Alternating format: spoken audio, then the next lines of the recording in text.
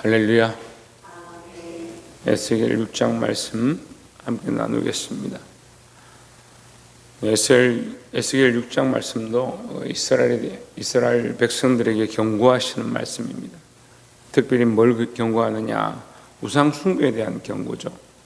그래서 우상 숭배하는 것이 얼마나 잘못된 것인가 우리가 보아야 하는데, 우상 숭배는 우리의 육적인 모습도 타락하게 하고 영적인 모습도 피폐하게 만들어 버리는 것입니다. 그런데 우리는 우상을 어떤 제단을 쌓거나 우상을 만들거나 그 앞에 엎드려 절하는 것들을 생각하는데, 그것도 근본적인 우상 숭배이고, 우리가 주인 삼아야 될 것들, 예수 그리스도 하나님 경외하는 것, 그것 외에 다른 것들을 사랑하는 것. 그래서 돈을 사랑하면 일만 악의 뿌리다 하는 이유가 뭐냐? 돈이 우상이 되는 거예요. 내가 우상이 되고 돈이 우상이 되고 세상 명예가 우상이 되고 그런 것들로 많이 대처하게 된다. 근데 세상 문학이 그렇게 가르치고 학문이 그렇게 가르치죠. 그래서 아이들을 뭔가 그것을 위해서, 목표를 위해서, 세상에서 성공하는 것들을 위해서 자라가게 하는데, 우리가 그것을 위해서 달려가야 하지만 궁극적인 주인은 하나님이시라는 것을 잊어버리면 안 된다라는 겁니다.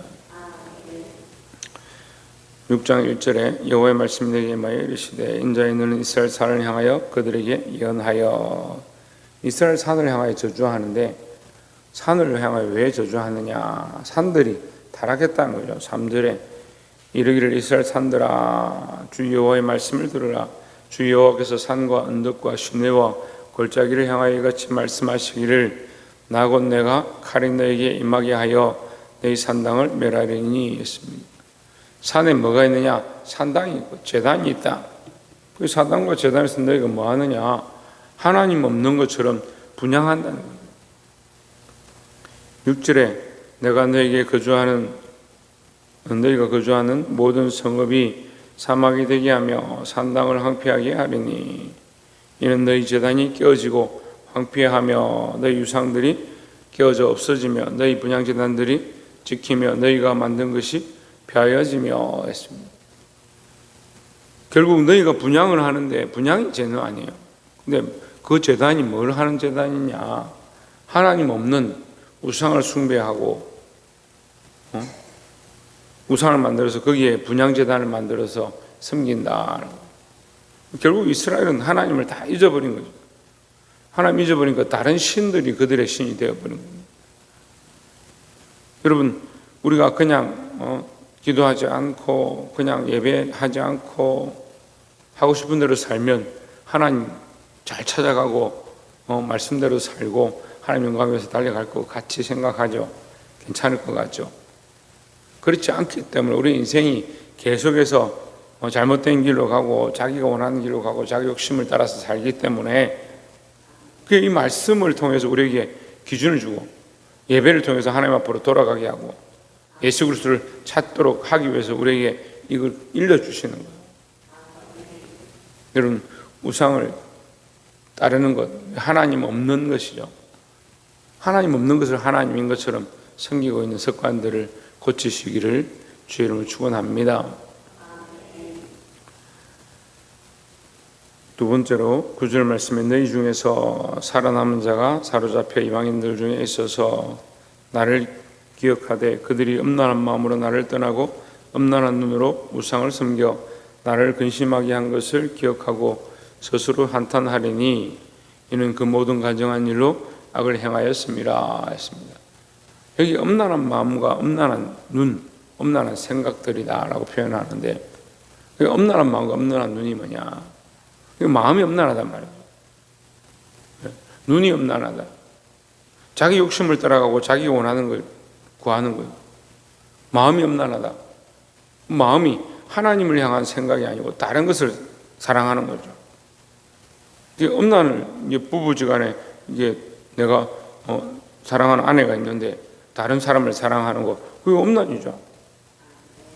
우리가 하나님을 사랑하는데, 하나님을 사랑하고 예수 그리스도를 사랑하고 그 길밖에 없다라고 믿는데 다른 것들을 사랑하고 다른 것을 의지하면 그게 엄난인데 우리는 다른 것을 의지하고 다른 것을 쫓아가는 것이 당연하다 생각하는 거예요. 그래서 문제가 생기거나 어떤 일이 있으면 돈으로 해결해 볼까? 이렇게 이런 방법을 쓰면 되겠지. 그것부터 먼저 생각하죠. 그래서 하나님께 구하거나 하나님의 힘을 의지하거나 하나님을 의뢰하지 않는다는 거예요. 그래 인생이 도울 힘이 없는 인생을 의지하고 도울 힘이 없는 돈을 의지하고 도울 힘이 없는 여러 가지 다른 것들을 바라보면서 우리가 하나님 잘 믿습니다 착각하는 거예요. 그래서 성경 우리에게 뭐라 하냐, 이게 엄난한 마음이다, 엄난한 눈이다. 그 세상 기준에는 이게 이해가 안 되는 거예요. 그렇죠. 우리가 정말 하나님을 바라보고 하나님을 의지해야 될 하나님의 백성인 줄 기억하시기 바랍니다. 우리가 아가서를 통해서 이 사랑에 대해서 배우죠. 그 한 여인과 솔로몬의 이 참 극진한 아름다운 사랑을 배우는데 그 여인이 누구냐? 우리 자신들 얘기하는 것입니다. 솔로몬이 예수님을 표현하는데 솔로몬이 정말 그 술람 여인을 사랑해서 진심으로 다가갈 때 그 여인이 가까이 와서 솔로몬에게 응답해야 되는데 귀찮다고 안 나가죠. 그래서 나중에는 오히려 솔로몬을 찾아다니는 겁니다. 잃어버린대. 우리가 하나님을 잃어버릴 수 있다는 거예요. 왜? 내가 귀찮고 내가 옳다라고 생각하는 방향대로 계속 내 방식대로 해결하고 살았으니까 하나님의 사랑을 자꾸 찾지 않는 거죠. 여러분, 믿음을 해보겠다 하면 누구를 구하고 누구를 찾느냐? 하나님을 구하고 하나님을 찾게 돼요. 마음이 엄난한 마음이 아니라 하나님만 사랑하는 순결한 마음. 마음을 순결하게 한다는 게 뭘까? 이렇게 생각해 보십시오. 하나님만 바라보는 거예요. 근데 우리가 연약하면 자꾸 다른 얘기를 듣습니다. 세상의 말들 듣고 세상의 생각들 듣고 사람들이 하는 말 듣고 그래서 이렇게 하면 되고 저렇게 하면 되고. 아니요. 우리가 순결하려면 말씀대로 살고 하나님만 구하는, 하나님 뜻만 구하는 그런 삶으로 나아가야 될 줄 믿습니다. 마지막 세 번째로 13절에 그 죽임당한 시체들이 그 상들 사이에 제단 사방에 각 높은 고개 위에 모든 산 꼭대기에 모든 푸른 나무 아래에 무성한 상수리 나무 아래 곧 그 우상에게 분향하던 곳에 있으리니 내가 여호와인 줄을 너희가 알리라 했습니다. 예, 저도 이제 가까운 통도사 안에 한번 몇 번 들어가 봤는데 정말 웅장하게 잘 만들어 놨습니다. 그래서 사람들이 끊임없이 드나듭니다. 근데 저는 거기 보면서요, 만들어 놓은 것도 다 시체 같고요, 그 드나드는 사람들도 다 시체 같은 거예요. 왜요? 정말 살아있는 생명이 없는 것을 생명이 있는 것처럼 섬기는 자들이 죽은 거지. 그게 살아있는 소망이냐. 우리는 산 소망을 믿는 거예요. 죽은 것을 쫓아가는 게 아닙니다. 생명 없는 것을 따라가는 게 아니에요. 근데 세상은 어떻게 합니까? 생명 없는 것에 재물을 갖다 바치고 생명 없는 것에 자기를 엎드려서 숭배하고, 우리가 이것을 이렇게 쫓아가면 안 된다는 거예요. 그러니까 이 시체는요, 여기다 단을 붙이면 하나님 없는 시체예요. 제단은 있고 분향은 하고 똑같이 그들이 절기를 지키고 원래 해왔던 방식대로 하고 있지만 뭐가 없느냐? 하나님 없는 거예요. 그러니까 시체죠, 시체들. 교회도요, 시체들이 얼마든지 많아요. 얼마든지 있을 수 있어요. 살았다는 이름이 있으나 실상은 뭐예요? 죽은 자. 그 하나님 보시는데 죽은 자라는 거예요. 보기에는 멀쩡하게 눈 뜨고 앉아서 아멘 아멘 하고 앉아 있는데 어떠느냐? 살았다는 이름은 있어요. 살았다는 껍데기는 있어요. 보기는 살아있는 것 같아요. 근데 하나님은 뭐라고 보시냐? 실상은 죽은 자라. 그렇게 보는 자가 많다고요. 여러분이 그렇다는 게 아니라. 근데 우리가 이 말씀을 보면서 깨달아야 되는 거예요. 그럼 너희 재단에 산에 분양하던 거 너희 열심히 그렇게 섬겼는데 뭘 섬겼느냐? 껍데기만. 살았다는 이름이 있지만 실상은 죽은 자들이다.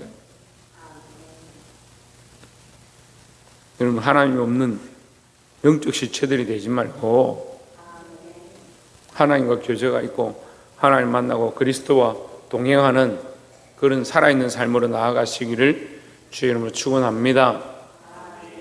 기도하겠습니다.